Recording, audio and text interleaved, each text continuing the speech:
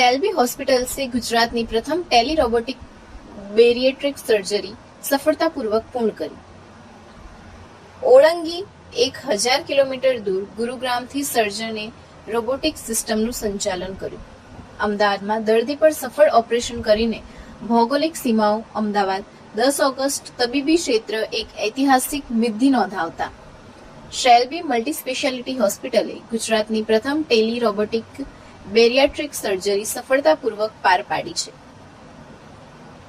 આ ઓપરેશનમાં નિષ્ણાંત સર્જને લગભગ 1000 કિલોમીટર દૂર ગુરુગ્રામથી રોબોટિક સિસ્ટમ કંટ્રોલ કરી હતી, જ્યારે અમદાવાદમાં દર્દી પર મર્જરી કરવામાં આવી હતી। આ સર્જરી શેલ્બી હોસ્પિટલ્સના કન્સલ્ટન્ટ લેપ્રોસ્કોપિક રોબોટિક અને bariatric surgeon doctor Parag Patel દ્વારા ગુરુગ્રામ સ્થિત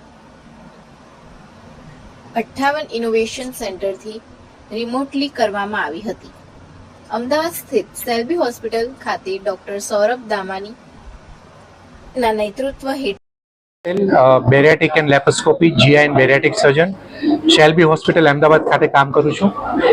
આજના દિવસે આપણે એટલા માટે ભેગા થયા છીએ કારણ કે ગુજરાતના અંદર first time Tally robotic bariatric surgery જે ગુજરાતના અંદર ફર્સ્ટ ટાઈમ થઈ છે એના વિશે તમને માહિતી આપવી છે। બેરિયાટ્રિક સર્જરી તમને ખ્યાલ છે કે જે ડાયાબિટીસ માટે અને હેવી વેઇટ માટે અને એના રિલેટેડ જે મેટાબોલિક સિન્ડ્રોમ માટે કરવામાં આવે છે। બેરિયાટ્રિક અને મેટાબોલિક સર્જરી છે એ ટ્રેડિશનલી લેપ્રોસ્કોપીથી થતી હતી, હવે આપણે એના અંદર એડવાન્સમેન્ટ સાથે રોબોટિક સર્જરીથી કરીએ છીએ। આ રોબોટના અંદર પણ અમે ટેલી રોબોટિકથી આ સર્જરી કરી છે।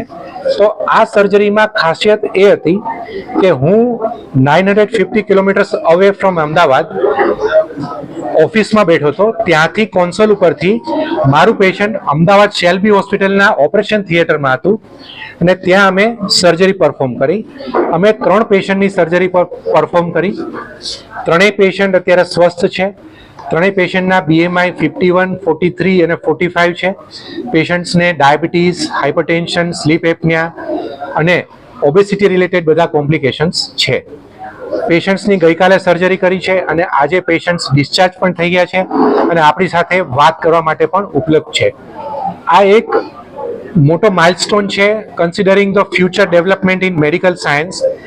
પટેલ છે, હું શેલ્બી હોસ્પિટલમાં ક્લસ્ટર CEO તરીકે કામ કરું છું। મારી અંદર 3 શેલ્બી હોસ્પિટલનો વહીવટ હું અહીંયાથી સંભાળું છું।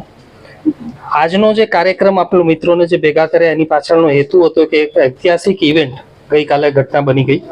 એ ઐતિહાસિક માટે એ ક્ષણ માટે અમે છેલ્લા 6 મહિનાથી પ્રયત્ન કરતા હતા કે આ કેવી રીતે સંભવ કરવું, આ કેવી રીતે પાર પાડવું। એટલે એક મિશન હતું કે આપણે ગુજરાતમાં, કારણ કે ગુજરાત પાસે જે ટેલેન્ટ છે ક્યાંય નથી, એ ટેલેન્ટને કેવી રીતે એક્સપાન્ડ કરીએ જોગ્રાફીઝમાં। અને પહેલું ઉદાહરણ આજે આપણે પૂરું પાડ્યું કે